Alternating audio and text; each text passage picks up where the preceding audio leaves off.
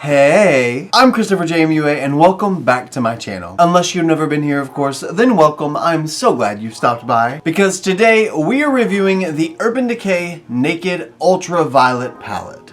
And if you know me, you know that this palette is like right up my alley whenever it comes to the tones that I love to use on my eyes. I really like those maroony purple type colors because it helps bring out green eyes, and I do have greenish, bluish, grayish eyes. So I do love a purple moment. And if you might love a purple moment as well and you want to know a little bit more about the Urban Decay Naked Ultraviolet palette, in case you want to see how the shades swatch and how they perform on the eyes and what look I create with my first impressions of the palette, then stay exactly where you are, keep doing exactly what you're doing, and keep on watching. We are jumping right in today. This is the Urban Decay Naked Ultraviolet palette. The packaging looks really pretty. Then we flip it over and we've got all the shades and the shade names on the back with, it looks like the double-ended brush or a picture of it. So that's the brush that's on the inside. It also has a description on the back of it, and it looks like it's metallic cardboard that reflects light, and it's really, really pretty. But let's open it and see what it looks like. And here is the palette itself.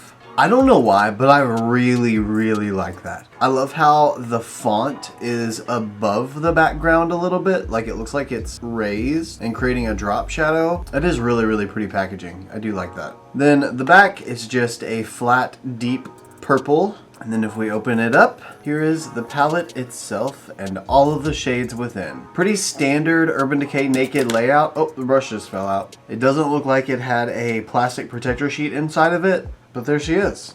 And I'm probably not going to use this brush, so I'm just going to pop it right back in here and leave it in here for future non-use. And let's continue to not waste any time. I'm going to go ahead and zoom you guys into my arm, and we're going to get started on swatches. The first shade is the shade Trippin'. Mind Slip.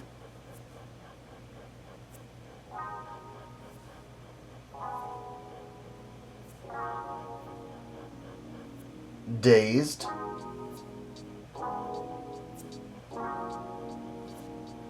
Hacked.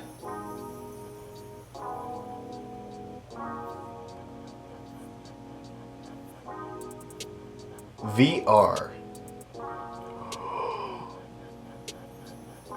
Ooh. Lucid.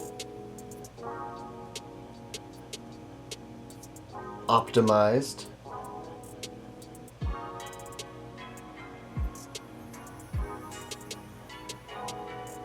Warning.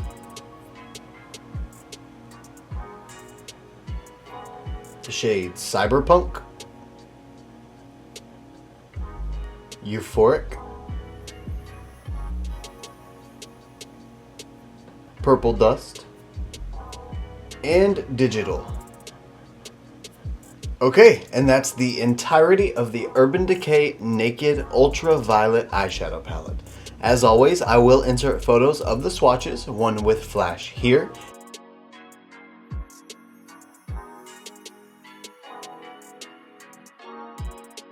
and one without flash here.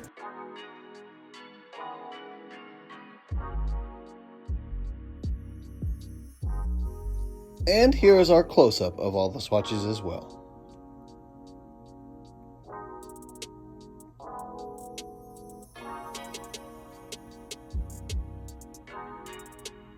I didn't really notice until I finished swatching, but this is a very shimmer heavy palette. As you can see, I have already primed my eyes, and I did so with the P. Louise base in the shade Rumor 01. Now I'm gonna start by taking my Gerard Cosmetics big fluffy brush. I don't remember what this brush is called, but I think it came from the 3 Ojitos brush set, I believe. And I'm gonna start by going into the shade Optimized. And with this shade, I'm just going to try and build it up in the crease, sort of use it as my transition shade, kind of my all over shade, if you will. If this formula happens to be anything like the other Naked palettes, or at least the ones I've tried, I feel like I will like it. I've tried the Naked Reloaded palette, which I'll leave that video linked right up here if you want to see what that palette review was like, and I've tried the Naked Honey palette, and I'll leave that video linked right here if you want to see that one. Both of those worked out really, really well. I wish though that they would have done a purple eyeshadow base, because with the honey palette, they did a honey eyeshadow base. I think that would have been a really good idea for this collection,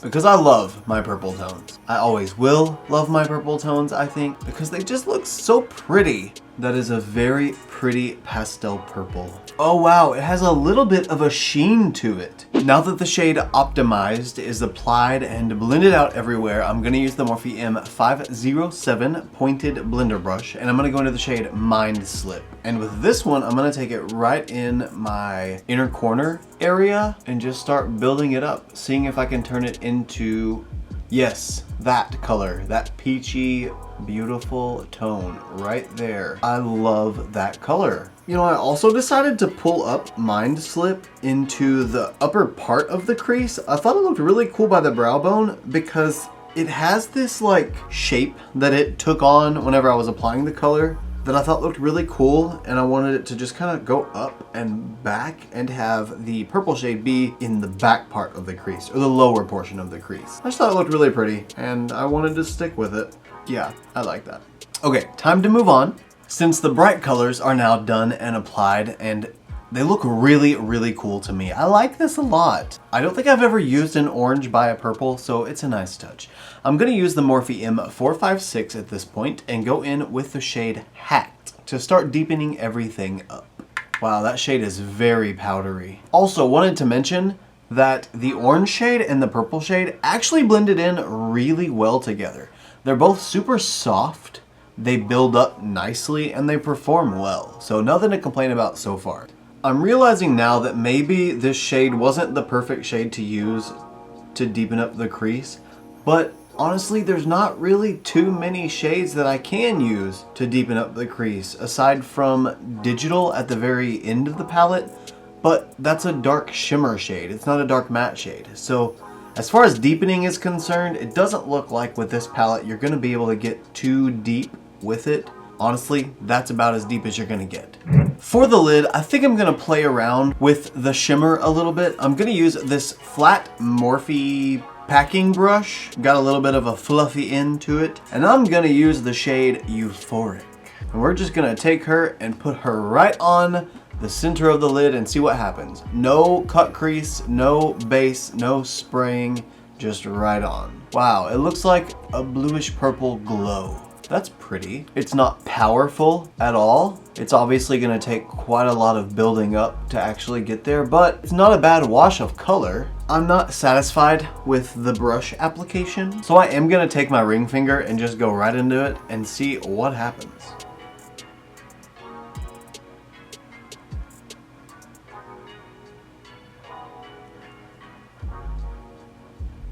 Yes, that is what I wanted. Wow, that is really beautiful.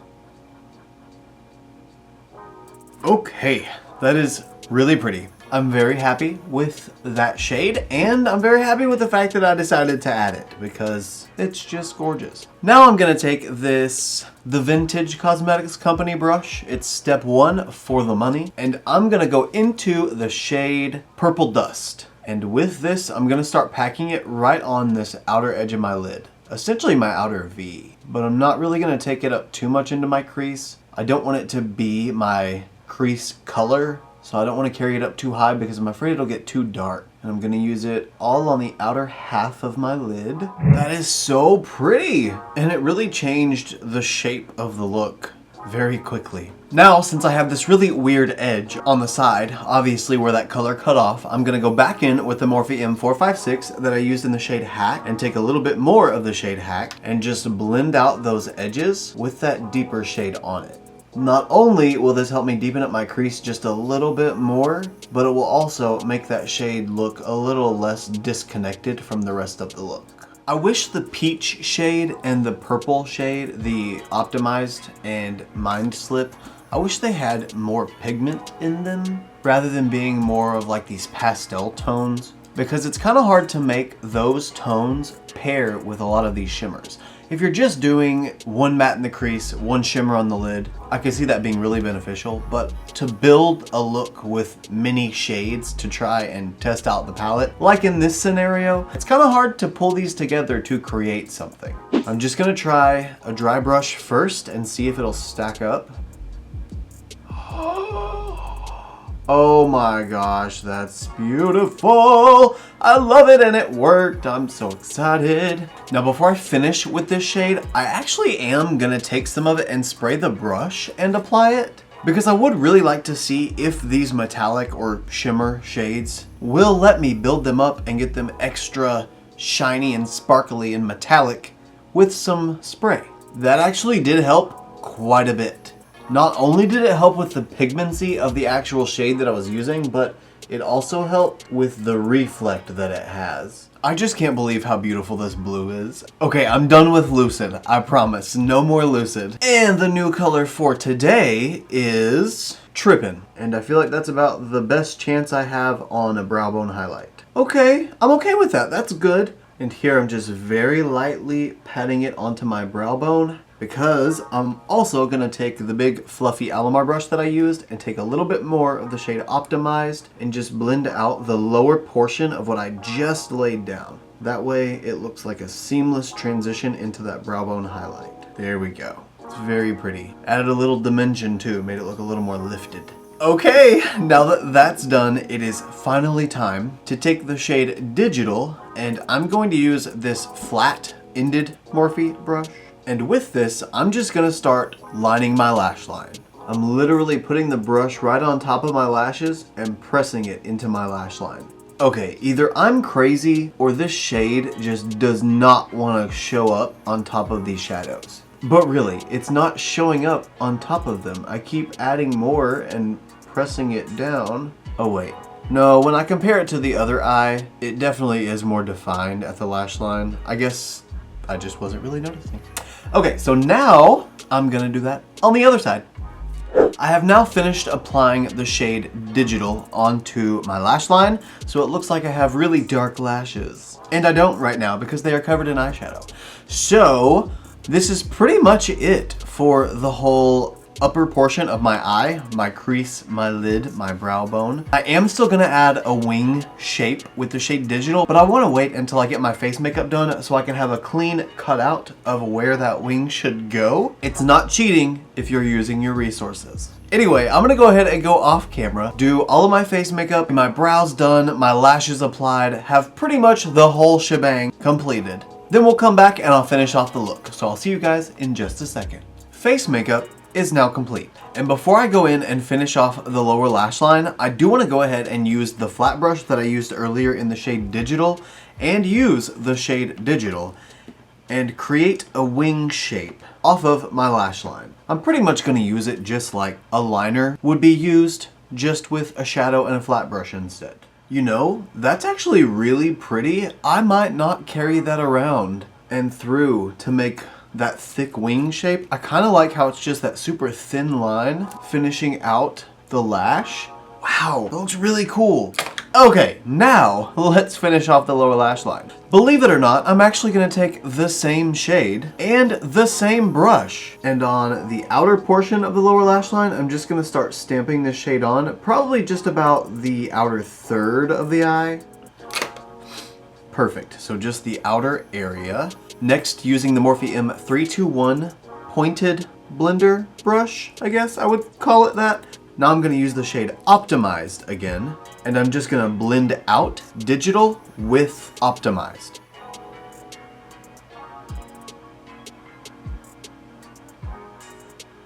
So now, just for the sake of getting a little more dimension on the lower lash line, I think, anyway, I'm gonna try. I'm gonna use the Morphe M433 brush and the shade Hacked again, which is exactly what I did on the crease, and just use that shade to start buffing out the lower lash line and see if I can deepen it up at all. Perfect. Now last, but certainly not least, I am going to re-emphasize my inner corner highlight because of course it was lost when I covered it up with concealer trying to conceal my under eye bags. So we're gonna go back in with the shade Lucid. I am going to spray my brush again so as to not get a bunch of fallout all over my face. And we're gonna plop her down right on the inner corner. Plop, plop, plop, plop, plop, plop. Ugh. It's just as beautiful as it was the first time. Oh, I love that so much. Okay, now that Lucid is reapplied to the inner corner, and the inner corner highlight is done again. That means this is the end of the look. This is all of it in its entirety with the Urban Decay Naked Ultraviolet palette. What do you guys think? I think I actually really like the look. I did not think that I was going to whenever I built up the crease and I had just the orange and the purple built up. It just wasn't exciting me. Then the euphoric purple shade, when it got thrown on the lid, that brought it up a notch because it added in just that metallic, gorgeous, shimmery dimension. But I've got to ask myself, would I recommend this palette? And the answer to that question is that I'm not sure. Honestly, I would recommend it to someone like me who loves purples and loves the idea of mixing purples with neutrals, because it can be my version of everyday wearable with a little bit of my favorite eyeshadow color added in. I love looks like that. As that type of person, yeah, I would definitely recommend it because I think you'd get a lot of use out of it. This color right here, that royal beautiful blue, where is that? I sure would have loved to have that in this palette and on my eye right now because that's a beautiful color. So yeah, that about sums it up. I would recommend it if you do really love purple and you want to add to your purple collection and you don't feel like you have some pretty awesome purple shimmers, then this palette is going to give you some pretty awesome purple shimmers. But other than that, I don't think you'd enjoy it. I don't think you'd like it. Especially for, I forgot to even say the price forever ago, $50. Especially for $50. I don't think that you would like this palette unless you just really like purple like myself. So take that for what you will. Take it with a grain of salt if you'd like. Take it with a dash of sugar if you'd like. Whichever you prefer. That's just my thoughts and opinions on the Urban Decay Naked Ultraviolet palette. But I want to know what you guys think. Do you like this color story? Is it something that you think you would be willing to spend $50 on? Let me know in the comments. You guys know that I always love to have a conversation with you. If you don't know, hi, I do love to have a conversation with you.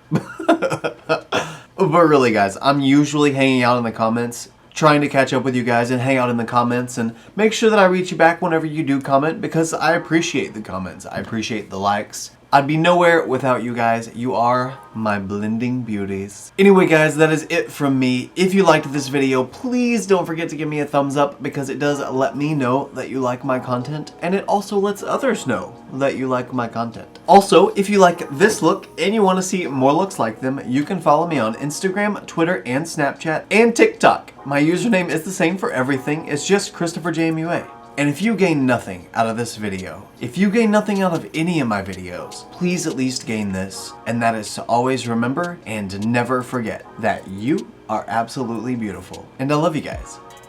Bye.